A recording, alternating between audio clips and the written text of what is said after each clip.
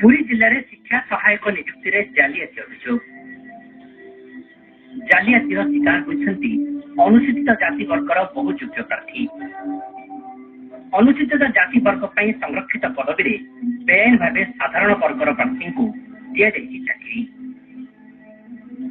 पुरी जिला काकड़पुर ब्लॉक असीजंगा गाँव बामदेव बेहरा नियुक्ति वंचित हुई राज्य सरकार को विरोध में मुह खोली।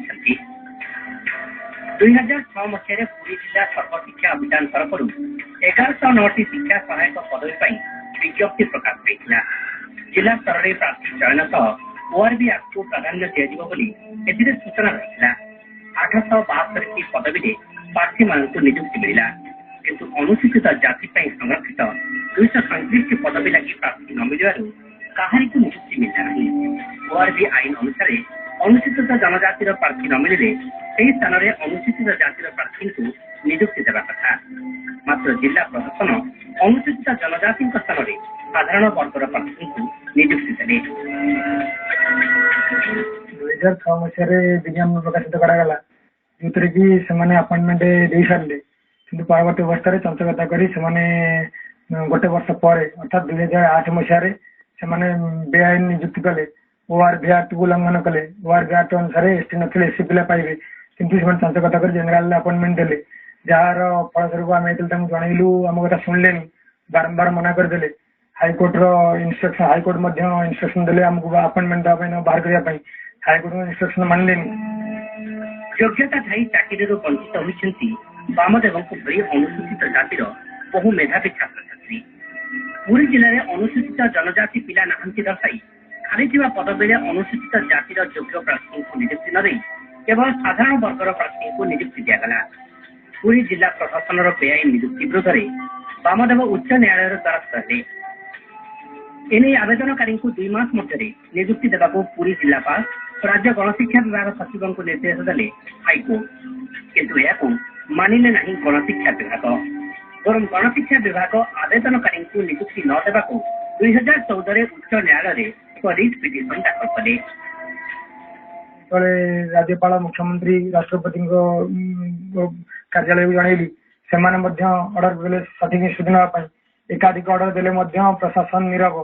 प्रशासन बारंबार आम विरुद्ध हाइकोर्ट रे पिटिशन दायर करुच्ची कि सब थर कैंसल हो जाउची किंतु प्रशासन से जो पिला अपॉइंटमेंट पाई बाहर करने बदले प्रमोशन दे चलती।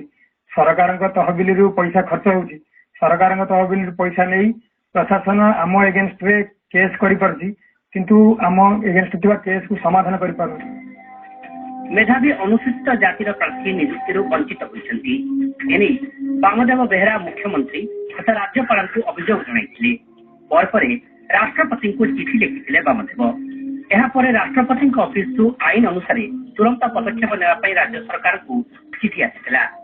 गत 2014 डिसेम्बर मसरे और 2015 मसीहा जुलाई मसरे साधारण अभियोग पेंशन विभाग सचिव 3 सप्ताह मध्य घटनार तदंत कार्यानुष्ठान नेबाकू सेंट्रल डिविजन आरडीसी को 2 थर निर्देश देते।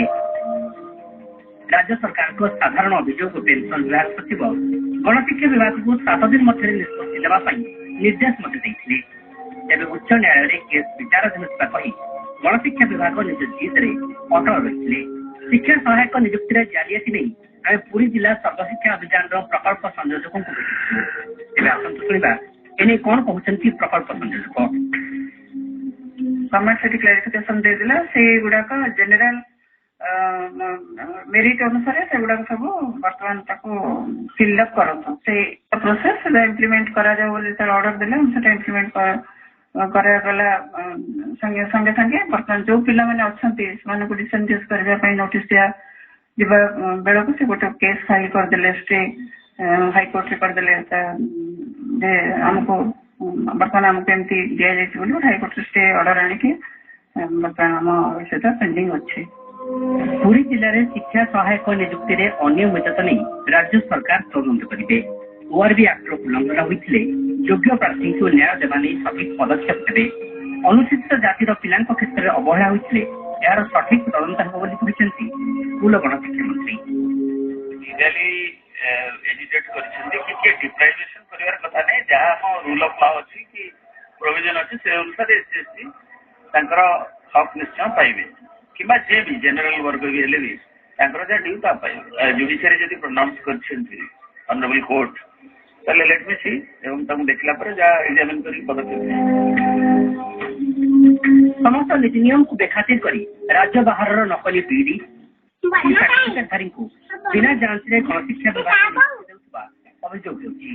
ଅପରପକ୍ଷରେ ନ୍ୟାୟ ପାଇବା ପାଇଁ ବିଭିନ୍ନ ସରକାରୀ ଦପ୍ତରକୁ ଥାଇ ଥାଇ ନିରାଶ ହୋଇଛନ୍ତି ବାମଦେବଙ୍କ ଭଳି ବହୁ ମେଧାବୀ ପ୍ରାର୍ଥୀ।